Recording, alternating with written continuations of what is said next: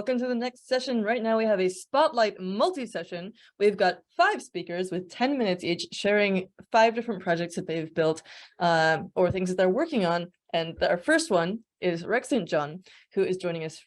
He's the head of DevRel at Taroko Technology. He's going to tell us about the impact Metaverse, digital twins of natural capital. Take it away, Rex. Hello, my name is Rex St. John, and I spent the last decade building global IoT ecosystems at Intel, ARM, Mashery, and most recently NVIDIA, before resigning and joining the Web3 space full-time, where I work on developer relations at a company in the Cosmos ecosystem called Saga.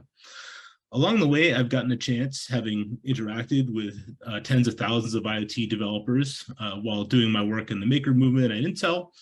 And I've seen the fusion that's happening between Web3 and IoT. And in particular, I believe that we're about to enter a new wave where we're moving from the Internet of Things, where you're in digital twins of real world assets, whether it be robots or data and deploying sensors. We're moving from that world to a world where we're going to increasingly start tracking living things.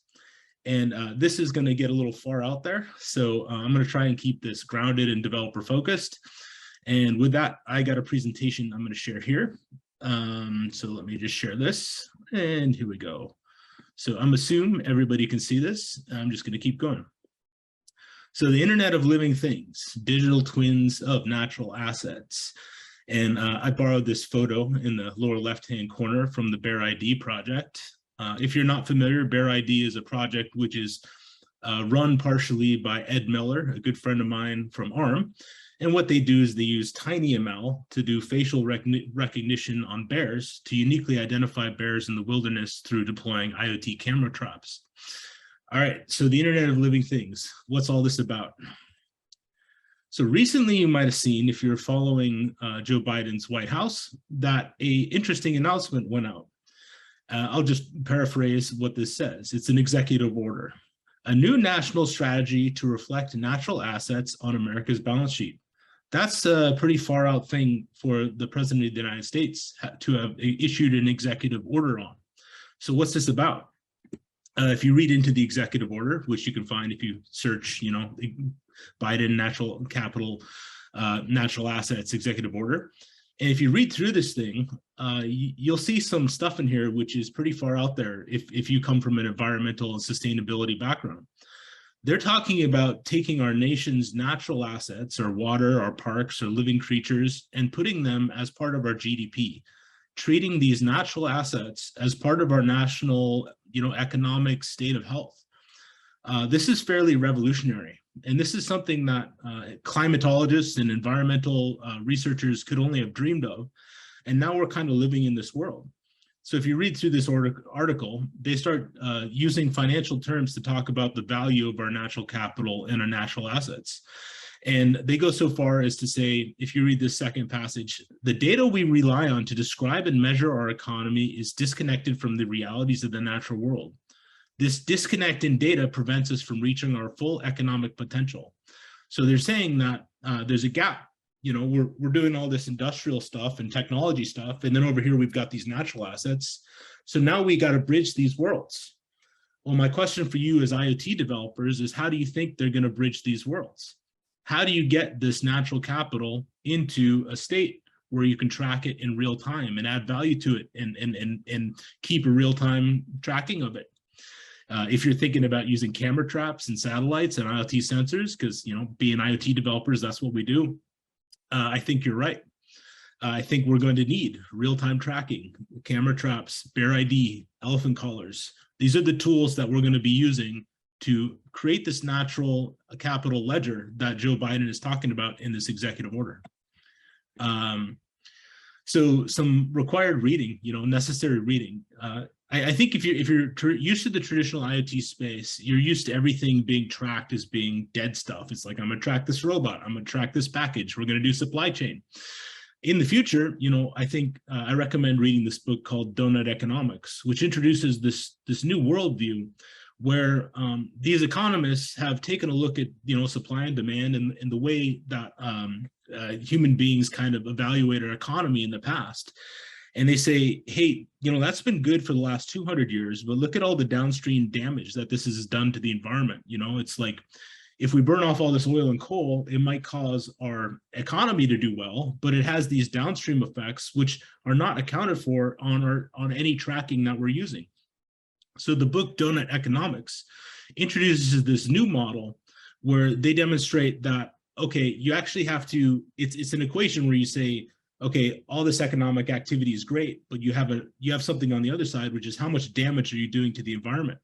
So they're introducing this new form of economics, and this can result in new kinds of GDP, new economic measurements that are probably, frankly, going to revolutionize how IoT is used and how economics is done. So I recommend reading this book to understand the world that we're heading into. So the impact metaverse. I think people are on the verge of being tired of hearing about the metaverse, but I'm going to say it one more time. Metaverse. I'm going to say use the metaverse term, the M word, one more time.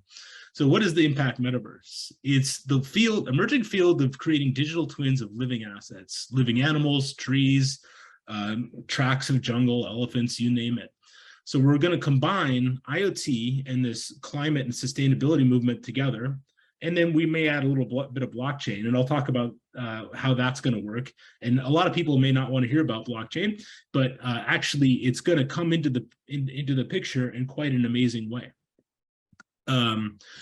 So I think I want to call this field, and I haven't heard it called this, natural capital verification.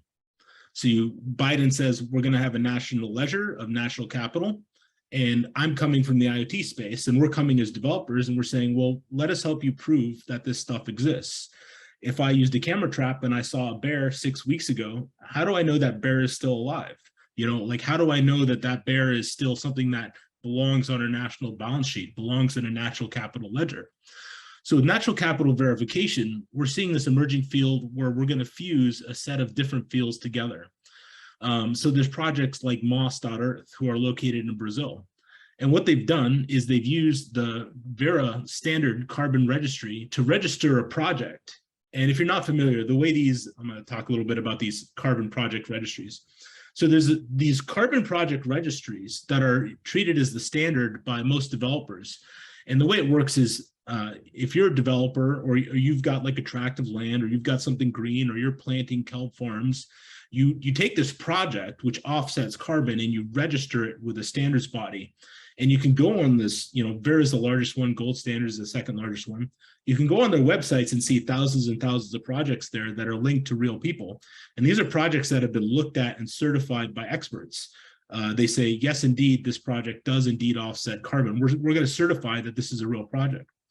So a company like Moss.Earth has done in Brazil is they created this project to sell off tracts of rainforest as NFTs. That might sound pretty abstract, except they've also added this missing element of legal filament. They've actually purchased the land ownership certifications to own this tracts of rainforest, and then they've registered this with Vera. So they've sold hundreds of acres of this rainforest as a carbon project through the Vera carbon standard. And the way they prove that this jungle is indeed remaining green and continuing to offset carbon is they've partnered with a company called Descartes Lab. Every week a satellite goes overhead, they take a photograph of the jungle, and then you can prove, I'm verifying that this project is indeed keeping this tract of land green. And when I bought this tract of rainforest, I've got the legal right to own it, and I can prove that it's still green.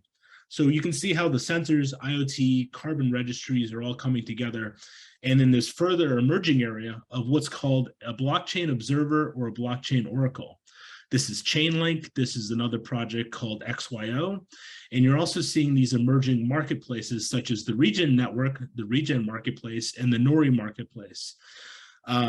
So when you put these pieces together, you're seeing the next stage of IoT, the tracking and management and verification that green things are still green so that we can assign value to them and track them through these standards bodies.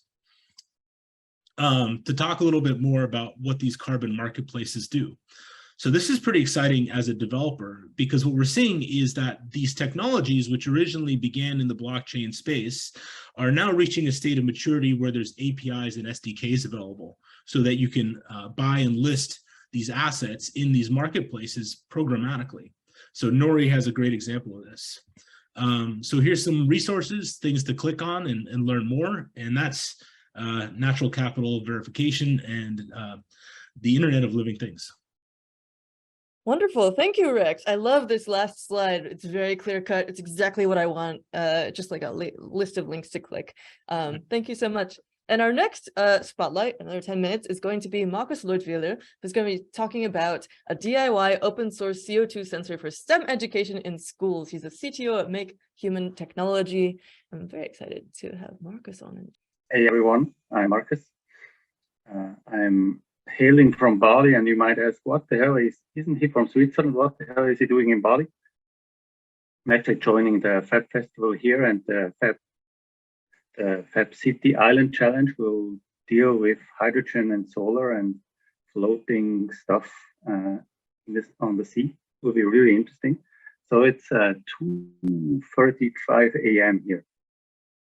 So who I am, I'm the CTO, you could call it that way, at Make Human Technology, which is not a company, it's an association.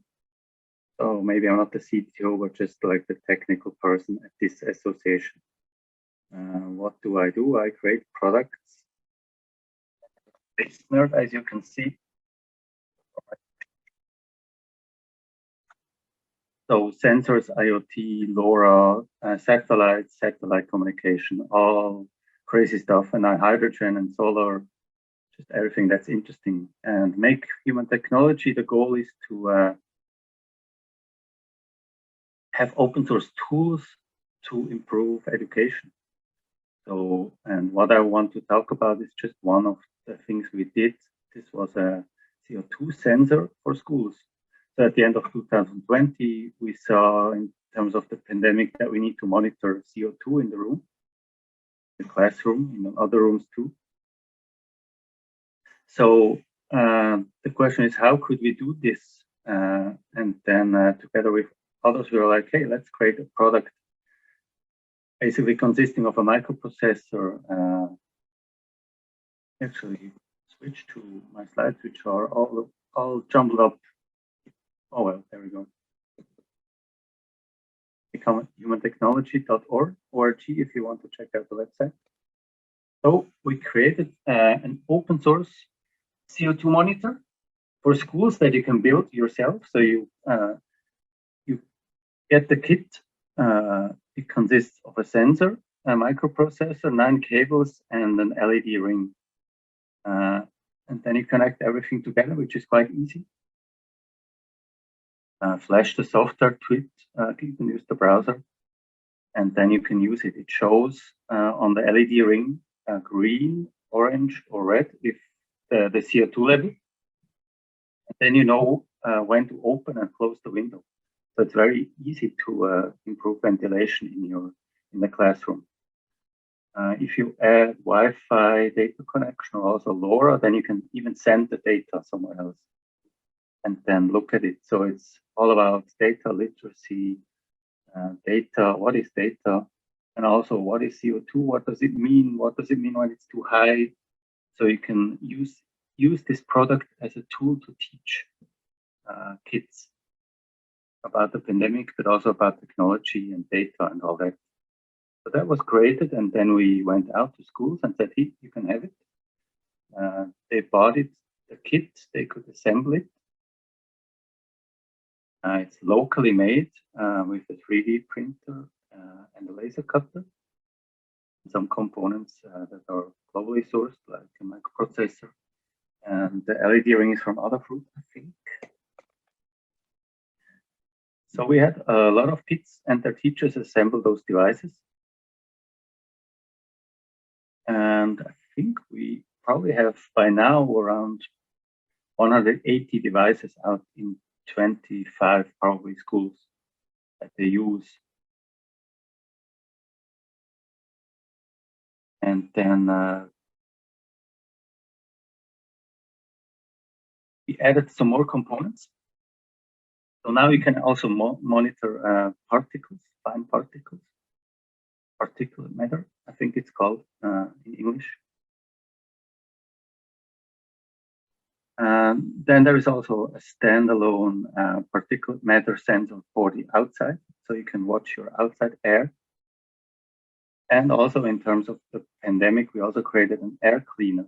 You might have heard of the Corsair Rosenthal box, which is basically 4 filters and a box fan. We also created something similar with 2 filters with more locally sourced material and put that into some schools as well, so that you can actually remove aerosols from your air. So it's all about creating products, but it's not about the product itself. It's more about what you learn when you assemble and use the product. But at the same time, the product also has a value in itself. So it's this combination that we found really interesting. And those products are open source. So the license is Creative Commons, non-commercial. That's the only clause I thought would be interesting to add, so that not some commercial entity can take everything and just sell it themselves. But other than that, it's very open. So every school or every makerspace that has a laser cutter or and a 3D printer can create some of the parts. You add, like I mentioned, there's just 9 cables, a microprocessor, and an LED ring, or you can use an LED stick or something else. Put it together, and then you have your own CO2 monitoring device. I think it can be used globally with this. So are there any questions? Thank you so much, Markus. That was wonderful. And actually, I think we don't necessarily have many questions. Someone writes air monitor question mark, but we should move on to our next one. But I encourage everyone to move into the Discord, which you can join by bit.ly/Hackster Discord. I'll put it in the chat.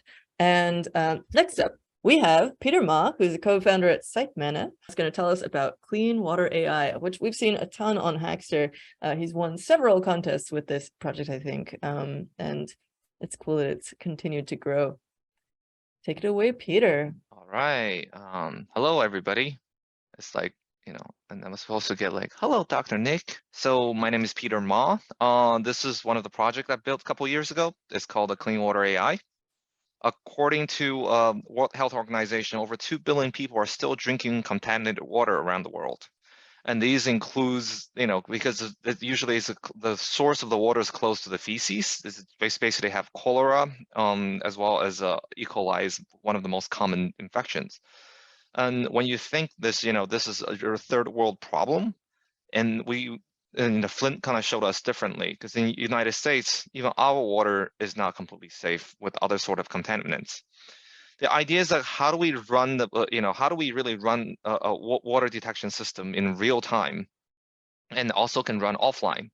And one of the, this is one of the use cases for the AI on the edge, which now you can pretty much detect, and you can detect the water through optical ways and run them pretty much in real time. This is one of the first prototype I built. It was I can immediately able to detect the contaminated water and the regular water. Let's just take a look at the video. So you can see on the left side, you have the clean water. On the right side, you have contaminated water. Again, this is one of the first version of the prototype I built. Under clean water, if you basically run through a microscopic camera, and back then the first iteration I used a Movidius neural computing stick, you can clearly see no matter how the water is around, its detection is pretty clean, even with the minor particles around. And you can connect the device directly into the local GPS system that can display on the map. This can help to monitor the water in real time. And when the contaminated water comes in, you can immediately see that this is just a basic image classification system on using the better target. Okay, that's later on. Using pretty much just the deep learning neural network, same network that you would actually do between cats and dogs. Because the shapes of bacteria is different, and a cluster of how the bacteria is different. It's created a really good use case on how the AI is able to identify what kind of bacteria it comes in. When we first built it, it was just my old laptop with mirror computing stick, and then coming up with the microscope. Very soon, this developed into an IoT device, which we use as a tiny little NUC and powered by Intel, as well as the same microscope. And the third iteration, which we, the original one, building IoT, this prototype still costs about $800, and there's no way to shrink it down because the fact that the computing stick was $120, and the little NUC was over like $400. So it's really hard to shrink that down. But when Jetson Nano came out, the entire thing was $60. So that was able to build out the entire prototype for under $200 now. This is the latest version, which is open sourced. First was using CafeNet, and then the latest ones also, because the object detection model, we're actually able to train different type of particles, E. coli or yeast, different type of contaminants. And using object detection model, we can also tell where exactly this is. The next step is really like towards this I was basically going to segment them out, but I was having a really difficult time sourcing where, because I literally trained these images myself, and then cut them out and train them. So in order to segment them out, becomes a little more difficult because each image takes a huge amount of time. At the time, there was a huge amount of interest, so we actually built a 3D model around how this would look, and then the device basically automatic intake water samples. It would stay around 5 minutes, and then the microscopic camera will see whether the bacteria grows within that amount of time. During 2019, one of the Chinese companies, the Chinese water filter companies, was a very interesting partner with us by implementing this in city of Hangzhou. But when 2020 happened, the entire COVID situation did not make business going to China easy to do. This was covered by there's a lot of news covering around this to see how this works. This is from all the way from Wall Street Journal, Dubai TV station, National Geographic, as well as Hackster. And Intel, of course, that's where the original came from. One of the difference on how this how this actually works is the current method is really just using test strips. So to detect bacteria, you have to use this one-time test strips, and they only kind of detect one type of bacteria. So you would have a strip that have multiple different type of reactions on the chemical reaction. And then the one that's particles, the harmful particle like leads, yes, they can kind of do this through different type of electrical sensors. But with the Clean Water AI, we kind of add on additional method on how we can actually detect the different type of things. And especially this is especially useful for bacteria, because when a new type of bacteria comes out that affects humans, we can simply train to see how they're clustered, and then that will be added to the neural system.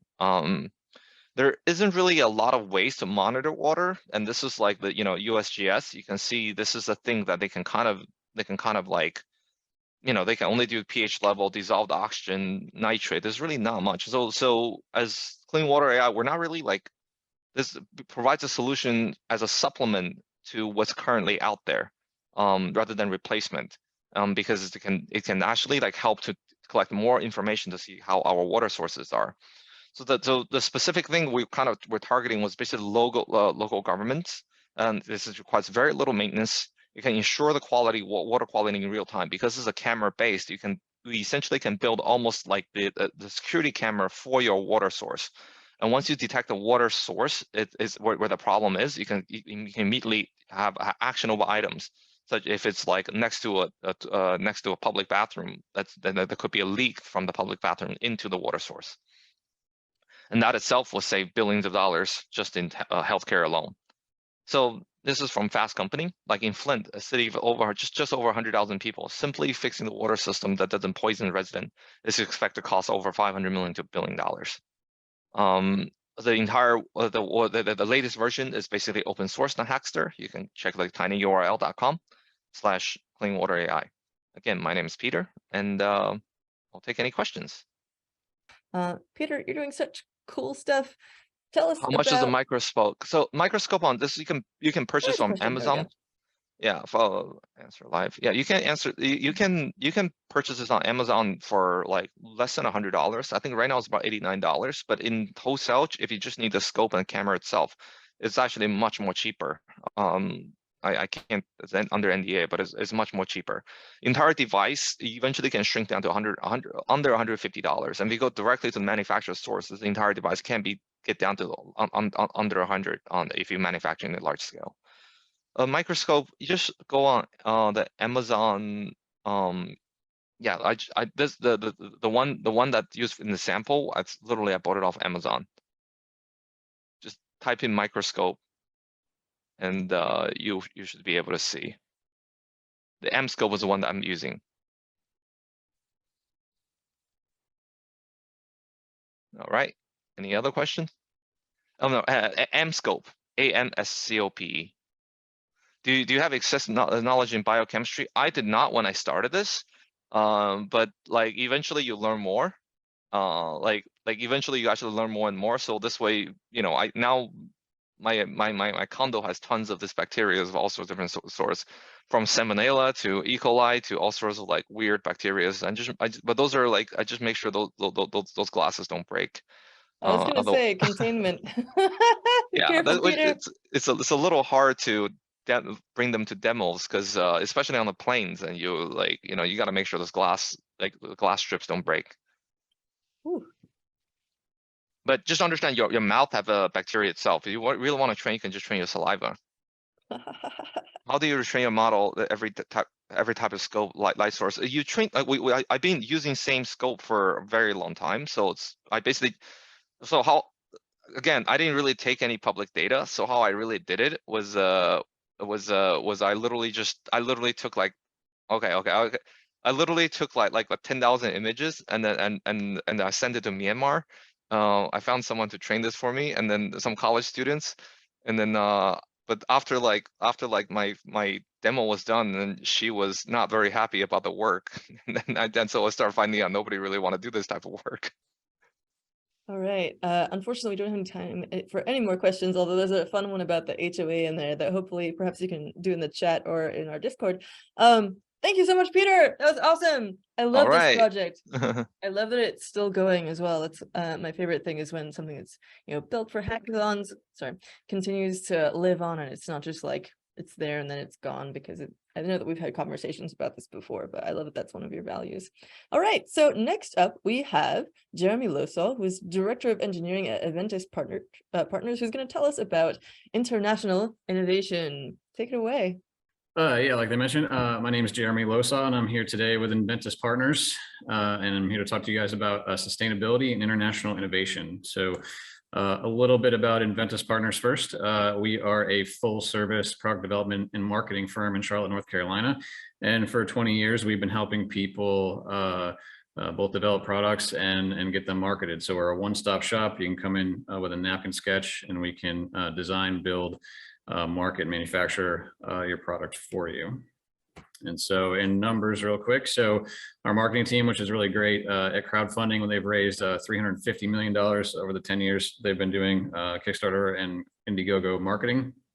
We've been involved in over 750 patents and developed over 1,000 different products. So just a tiny bit about me. So I'm the Director of Engineering at Adventis Partners. So I'm on the product development side. So I help to actually bring these projects to life, to prototype them, help get them designed and pushed through, from that napkin sketch stage to production. So in a previous life, I was very excited about motorsports and NASCAR, and worked in NASCAR for a little bit of time. When I moved on to product development world, I actually joined the hackathon startup bus, which some of you guys might know. I did that in 2018 and finished runner-up with our DadSack, which was an infant carrier device. And yeah, of course, love to hack on things and build IoT devices and things at home. So I'd be remiss without talking about my other partners in the international program. So Wiley Design is another design firm here in Charlotte. Julia and Eric are wonderful folks, and they teach people the design sprint methodology, sort of the fuzzy front end, the what you should build. So they're the people you go to talk to before you come to my shop to actually build things. So and they help me out with my international programs. So Yeah, without further ado, what I'm here to talk about, is international innovation training. And this is really a confluence of a couple of my passions, right? So I love to travel. So that's something that's near and dear to my heart. And I also love to prototype things and to help people prototype better and learn how to get beyond their prototyping challenges. And so, these programs bring those two loves together, and they're often usually sponsored by the U.S. Department of State through grants from U.S. embassies in different countries. And we've been fortunate to have some other interesting partners. So we partner with International STEM League, which is a nonprofit that does a lot of STEM learning for high school and middle school students. And then we partnered with Particle and their Particle for Good program, and they love to give hardware and advice to people like me to do good in the world. So we've been fortunate to do programs in the Dominican Republic a few times, Namibia this past summer, which I'm going to talk about here shortly. We just came back from Italy, and we're headed to Thailand next year. So very fortunate to get to see all these places. So just to give you a flavor of what these look like, so this is a typical design sprint prototyping session that we would do internationally. And so what these things do is combine the design sprint methodology, so that what you should build, how might we do something, and then so you can figure out what the right thing to build is, and then roll that in with interesting fast prototyping techniques. So all the wonderful electronics boards we have with us now, tools from Adafruit, from Particle, help people actually build compelling, interesting prototypes to convey their idea and make sure they get it out to the world and in front of customers before they invest the big dollars to make all of the back-end systems real. So these are typically 4-day programs, and they're always built around an interesting challenge question, which lately has been focused primarily on sustainability. So just a tiny bit about Namibia. So Namibia is a place that maybe few of you guys have been to, but most of you see maybe on a daily basis. So often you see a version of this photograph come up on your Chromecast backgrounds or your other Windows backgrounds. And it's a very beautiful desert country. It's a country that, interestingly, and weird to say, is younger than me. So it was only formed in 1991 when they gained their independence. And it's an introvert's paradise, which is wonderful for me. So there's only 2.5 million people in a land area that's just a little bit bigger than Texas. So there's really a very disparate population, and it's on the east coast of Africa, very close to South Africa on the Atlantic coast. So lots of great fishing waters, which will come up later in the talk.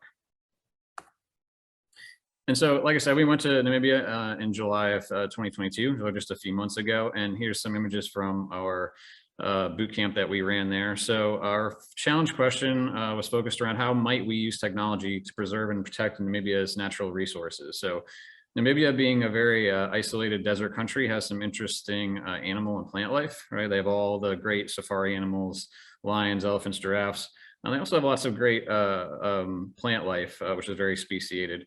And so to kick off this program, what we really wanted to do was to get the participants, the 32 that came, to really just kind of dive deep into what they really had in their own backyard. So we brought in some specialists. We brought in a professor from the local university, and he talked about the interesting research they do around using drone technology to curb poaching. We also brought in some representatives from the local botanical garden, and they gave us some background about the plant poaching problem that's in Namibia. They have lots of interesting succulents there that people like to pluck from the desert and sell on the black market. So it's a really big problem. And so, with that in mind, we set them off on a journey, and, of the 6 teams that we built, they came up with some awesome solutions in sustainability. So an AI fish scanner, we're going to talk about that a little later, some smart animal monitoring devices, some innovations around smart agriculture and anti-poaching. And so I'm just going to see if I can get this video to go. So this video shows just in a very few moments what these training programs look like. In about 60 seconds here, we're going to take you through 4 days of how me and my team go through these programs here.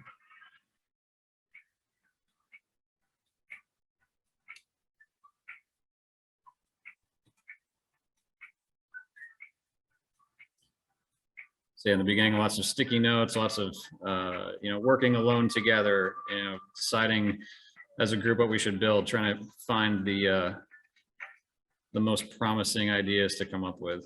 And then once we get through that work, then we go into some very fast prototyping. So yeah, particle boards, Arduinos, very common. Electronics, we use Blink quite a bit for controlling our devices with apps. We do some digital prototyping with tools like Figma, bring lots of cool sensors with us and things like that. So, and then at the end of our programs, we always invite the industry representatives, embassy representatives to come and check out what we've done, get people excited about these projects. So.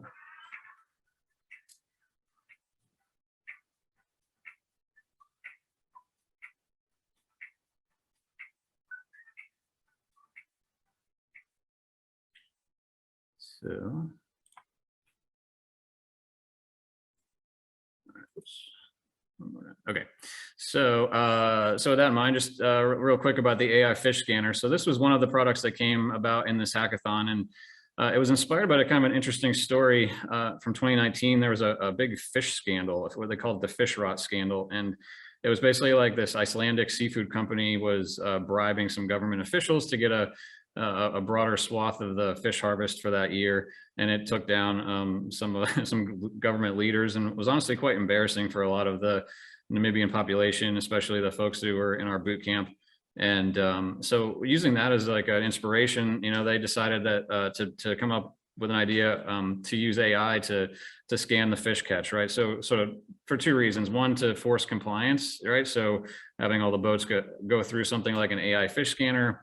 So we scan the catch, understand the weight and the species of the fish that are getting caught, to force compliance. And then secondarily, to start to build a database, where we can see, what fish and how much is being harvested, and, if trends over time, can we do that in a more sustainable way? So, really interesting project. And, the guys built an awesome prototype, and, something that we could, show some potential, investors or government folks and get some backing. So pretty cool. So, that's it for me today. So appreciate it. If you guys have any questions or want to check us out, here's some of my social links. Awesome. Thank you, Jeremy. Oh, links. I love it. Got a little loopy, but great. So we now, that's 4 of our 5 community spotlights. Our 5th one is coming up. We've got Muhammad Afzal, who is the founder at or97.com, supplier for electronics. And we're going to be hearing about low-cost outdoor air quality monitoring systems for underdeveloped countries. How's it going, Muhammad? Hello, everyone. So my project is ENV site, which is totally focusing on low-cost air quality monitoring system for underdeveloped countries. My name is Muhammad Afzal, and I have 13+ years of experience in web and network application development, as well as in IoT application development, and running my e-commerce store regarding IoT hardware. And I'm also providing my freelance services related to IoT. So this is the picture. Initially, I thought that this is the fog, but when I listened to the news that it's not a fog, it's a smoke. So I just searched about that what is a smoke.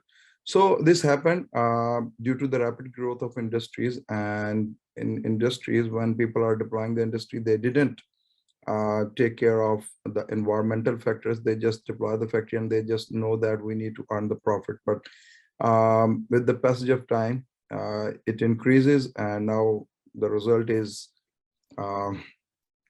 we have a huge crisis in air quality.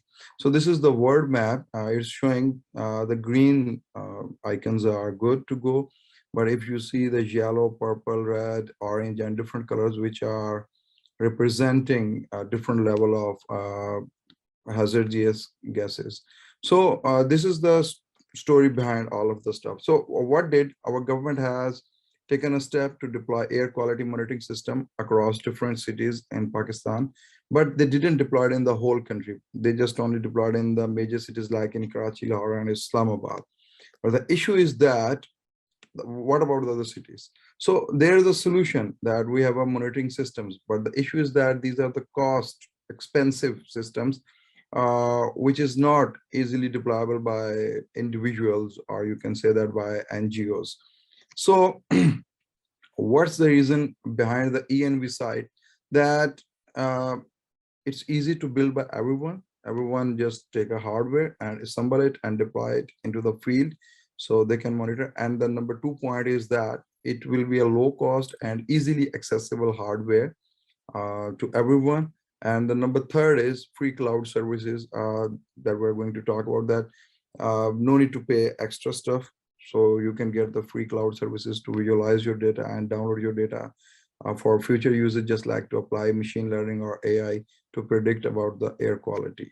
So here, what I'm using, the ingredients are Wemos D1 Mini.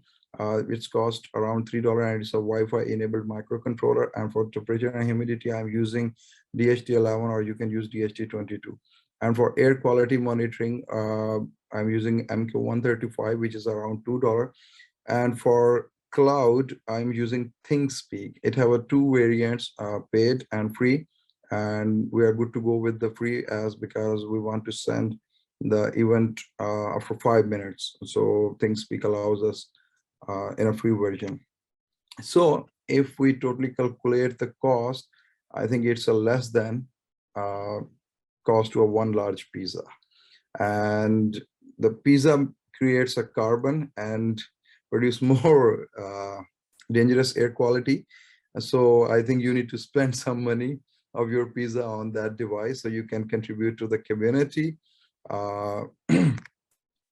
This is the basic wiring diagram. It's easy.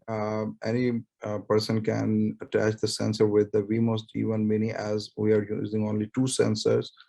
And one is analog, which is MQ135, and the other DHT11 or 22 is digital, and it's just connected with the D1. And both sensors are connected with 5 volt and the ground. So this is my initial prototype that I developed. By the way, I also published my research paper on IEEE for monitoring. Initially, I used the Vero board with some wiring, but with the passage of time, I don't know what happened, but the device got burned due to the wiring. So I designed, thanks to the free teasing, it's actually very easy to use software. Actually, I'm just computer engineer, software engineer, not a hardware engineer. So I am just hesitating to create a PCB. So thanks to free teasing, they just give me an option to create a easy to way to create a PCB. And thanks to a PCB way, they actually sponsored me and they actually helped me to remove my hesitation to create a PCB. So this is the PCB, and this is the final product that you can see that in the picture, which is containing the DHT11 and the MQ135 and the other stuff, Wemos D1 Mini. And for the cloud, this is the ThinkSpeak dashboard. It's actually showing the temperature, humidity, and the air quality readings. You can visualize your data. You can also share publicly to other persons.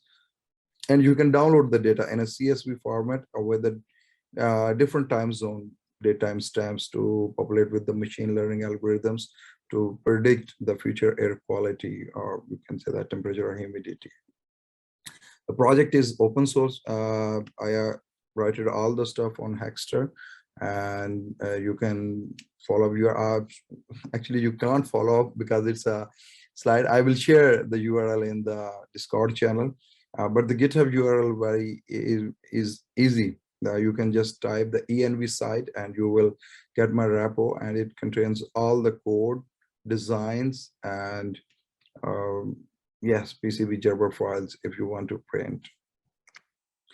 So guys, this is my project, and if you have any question, you can reach me through my GitHub Hackster and LinkedIn profile. Actually, I am unable to rename.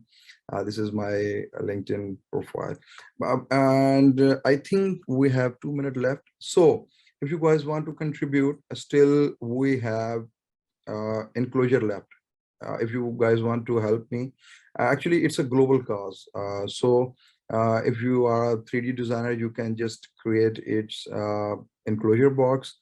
And if you want to enhance its PCB, you are good to go, and you can just design and upload to the GitHub, and I will merge it to the repository. And if you want to connect it with any other cloud, then it's good to go, because we have a lot of opportunities in that world. And this is my small project according to my thinking, but you guys can help me to increase that so we can just make it bigger.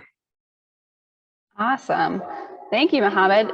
There was one question about what we can do with the information that we gather. Do you have any feedback for that? Yeah, by this information, you can apply the time series machine learning. There are a lot of different algorithms like ARMA, ARIMA, Facebook Profit. You can apply those algorithms on that data, and you can take the insights. Actually, the IoT is very close to the machine learning and the artificial intelligence. So you can see the future, what's going to happen, and you can take the precaution. Like if you are monitoring your city's pollution, so you can take the data and apply ML, and you can see the statistics of, okay, what's going to happen in the next 4 to 5 months. And you can make some plan that how you can control the air pollution in your areas. Awesome. Well, thank you, Mohammed, for joining us. Thank you to all of the rest of our community spotlight. And we're going to start our next session, Nerd Out and Hang Out with Alex, Glow, and Ginger, and a bunch of other folks. So join us over there. Go back to the lobby. We'll see you there.